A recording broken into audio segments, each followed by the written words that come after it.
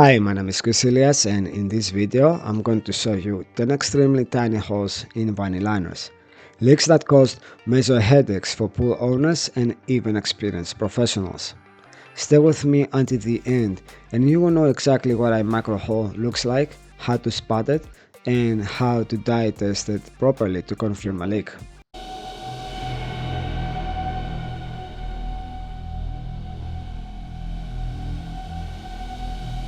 I have been busy over the past few months and had to step away from YouTube, but I'm back now and committed to bring you the most useful, practical content to help you find and fix pool leaks quickly and confidently. If you are a do-it-yourself pool owner, I highly recommend downloading my free ebook on how to find pool leaks. I created to be simple, actionable, and useful for both new and experienced pool owners who want to troubleshoot leaks on their own. Let's talk about tiny leaks. Finding tiny holes can be almost impossible, but with the right technique, patience, and controlled testing, you can track down every single one, even the pin-sized ones you can barely see. When searching for liner leaks, take your time and inspect every inch of the liner, especially seams, corners, steps, fittings, and any point where the liner connects with another component. Safety first. Be prepared with the proper diving equipment because you might be underwater for a long time. Always prioritize safety. Ensure you have enough air supply. Wear the appropriate suit for water temperature. Never push your limits. Regardless if you're using scuba gear or plan to hold your breath, always have someone with you for safety. And if you never had experience with scuba diving but you would like to learn, then I highly recommend you to get your certification today. I will leave the link on the description below. Before diving, make sure the water is clean so you have clear visibility. Shut off all the pool equipment, no circulation, no movement for accurate dye testing. Some of the holes in this video require 2 full dives to locate. Dark liners are especially challenging, but no matter how long it takes, I do not stop until I find the leak. A quick note on video quality. Because these holes are extremely small, I had to bring the camera very close to the surface, so the footage is not perfect. In some clips the hole is almost impossible to see, but I wanted you to clearly observe the dye movement. That is what confirms the leak. What to look for?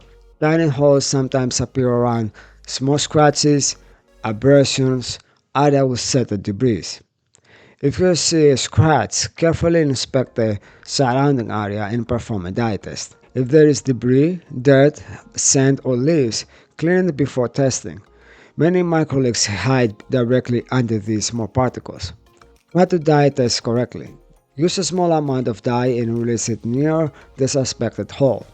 Not direct on it and not too far away. Tiny holes exert very little suction, so precision matters. For the best results, I recommend using a syringe with a long needle and fluorescent dye. You can find these items on Amazon and I will leave the link on the comments. As you will see, these holes are incredibly small, almost impossible to capture on camera. But I did my best to show the dye being pulled into its leak so you can recognize what it looks like.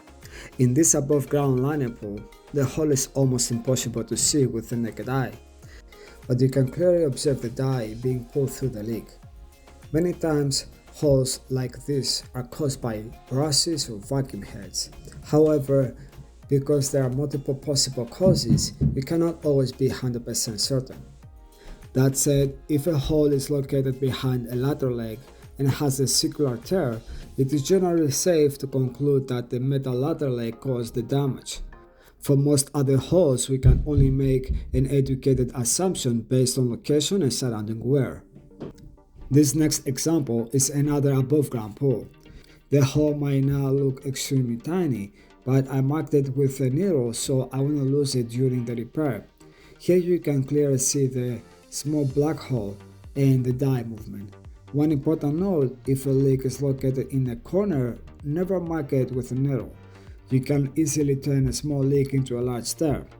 Marking is safer on the bottom of the pool where the liner is supported by the sand beneath it if it's an above ground, but if it's an in-ground pool, you have the support of the concrete. In bottom corners, There is often empty space due to sand washout, which makes the liner more vulnerable. This next leak may not look small, but it behaves like an invisible one. There is a tiny tear at the corner of the liner step, and the liner rests perfectly aligned, making the hole near impossible to see unless you dye test or apply very light pressure.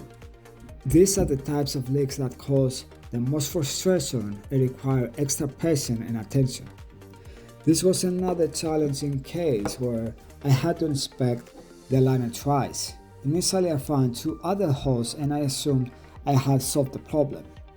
That is why it's critical to stay thorough, even when you think you find the source of the leak. Taking your time during the first inspection is always better than having to inspect the same pool again. It saves time, money, and frustration for both the pool owner and the professional. Here is another almost invisible hole in an above-ground liner. Leaks this small make the dye testing very challenging, especially when you are holding a camera and trying to capture the moment. Even the slightest water movement can interfere with the test.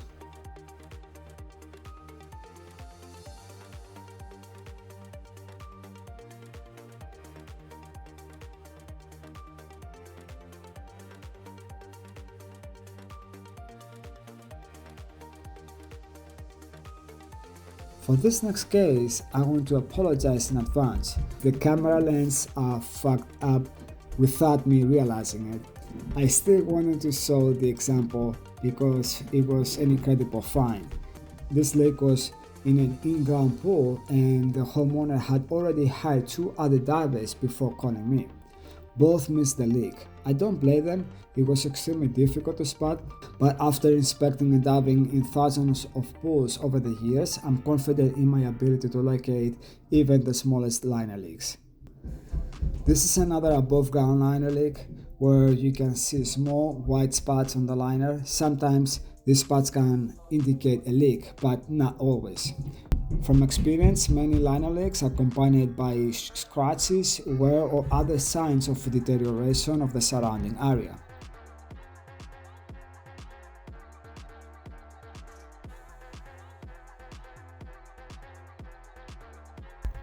In this example, there is a straight scratch near the seam where the wall meets the floor in the in-ground liner pool. The scratch makes the area easier to inspect, but the size of the hole makes the dye testing a real challenge. If you notice scratches like this, pay close attention to them in the surrounding area and always dye test carefully. Lastly, in this in-ground liner pool, there are 5 tiny holes clustered about 2 inches apart, all the same height and located in the bottom corner. This pattern strongly suggests that brushing or vacuum caused the damage. The bottom corner is the most sensitive area of the liner, so it's important to be especially gentle when cleaning.